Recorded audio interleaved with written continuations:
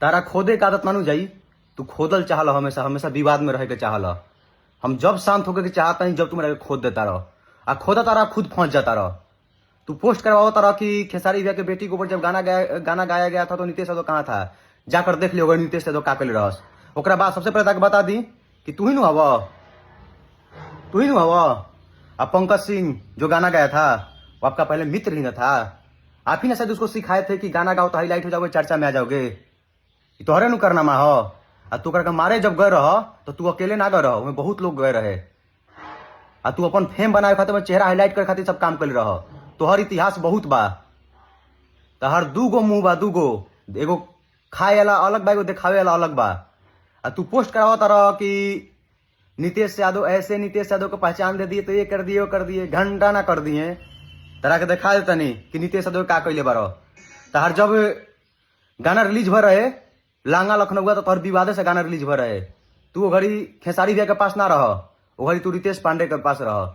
हम खेसारी भैया का नाम यूज करे का नहीं चाहत, लेकिन जबरदस्ती बार बार खेसारी भैया पे खेल जाले। हमेशा कुछ वाला तो खेसारी भैया पे आगे करके अपने खेल जाइए, उनका आगे कर दी है। लेकिन अब की सब कुछ चले नहीं के तोहर। तारा के बता दी कि जब तार पहचान ना रहे नु तो वो घड़ी हमारे चैनल पर 1 लाख सब्सक्राइबर हो गए रहे। और वह लहंगा लखनऊ जब रिलीज होता रहे तो तार कोई समर्थन ना देते रहे। वो घड़ी हमारा दूसरा चैनल पर भी 1 लाख कंप्लीट हो गए रहे। तो सोचा को घड़ी हमारे पहचान हमारा औकात का रहे। विवाद करके भैया के जाके गोद में बैठल बारो, हम माइक लेके हॉल हॉल घूमल बानी, तब जाके हम पहुंचल बानी।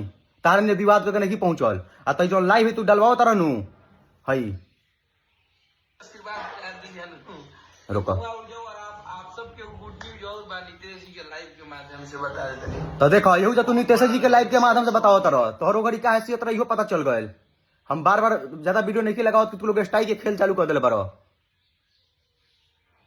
तहार इतिहास बहुत बा, जब बतावे लगम तो समास ना मिली। आ लहंगा लखनऊ के बेर तारा कितना विरोध भर है तार, उ सब कोई जानता, कोई से छिपल नहीं थे। आ तारा के हम ही समर्थन करेला, हम ही सपोर्ट करेला। लहंगा लखनऊ तारा वजह से भैया ना गईले। लहंगा लखनऊ का मनोज मिश्रा आदि शक्ति को वजह से गाये हुए हैं। और सपोर्ट का बात करते हैं, समर्थन का बात करते हैं तो मनोज मिश्रा से एक बार आप लोग जाकर पूछिएगा कि नीतीश यादव को हमेशा समझाते थे मनोज मिश्रा ऐसे करी तो ऐसे आगे बढ़म, ऐसे बहुत सारा चीज मनोज मिश्रा बहुत हमको सपोर्ट किए हैं। हमारा कंपनी खुलवाने में सबसे ज्यादा किसी का योगदान है तो मनोज मिश्रा का है, वही हमेशा मोटिवेट करते थे। आप लोग मनोज मिश्रा से एक बार पूछ लीजिएगा कि अखिलेश कश्यप का क्या योगदान है। और आप जो डिजिट बोलते थे ना, ऐसा कुछ नहीं है। पब्लिक को भ्रमित करते हैं आप सिर्फ। और पंकज सिंह के साथ आप ही मिलकर गाना गवाए थे, दूसरा कोई नहीं गवाया था। तू पोस्ट का तरह लिखा हुआ तरह कि नीतीश यादव बिहारी इतना ही औकात है तो विशाल सिंह को रोस्ट करो। तू तो यह तो करके बर्बाद कैले बारो, हमेशा विवाद करा के। तू ही कहला कि भैया के गाना कैसे अच्छा आई, कैसे गाना बाजी, कैसे 200 मिलियन जाई, कैसे 500 मिलियन जाई, ये पर सोचल। लेकिन विवाद करा के फिर सोच ले कि अब तहारा से दाल नहीं के गलत तो कोई और से लड़वाई। तहार शुरू से ये काम बा। आज जब भैया कह दिया नु कि एकरा की करे के बा, ओकरा को करे के बा, तो हमारे जरूरत ना पड़ी। हम पूरा बॉलीवुड से भी लड़ जाए। हमारे जितना औकात, हमारे जितना कुवत हो सारा लगा देम कोई से लड़े खातिर, उस सामने कोई भी हो। तो ये बात जान लो, झूठों के विवाद ना करनी हाईलाइट होके खातिर तारा नियर कि हर कोई के उंगली के विवाद में आ जाई, हर कोई के उंगली के विवाद आ जाई। शुरू से तू ये कह के आए बारो, शांत रहता तो शांत नहीं कर देत। तू एगो जितना करबो उतना हम 4 गो करम।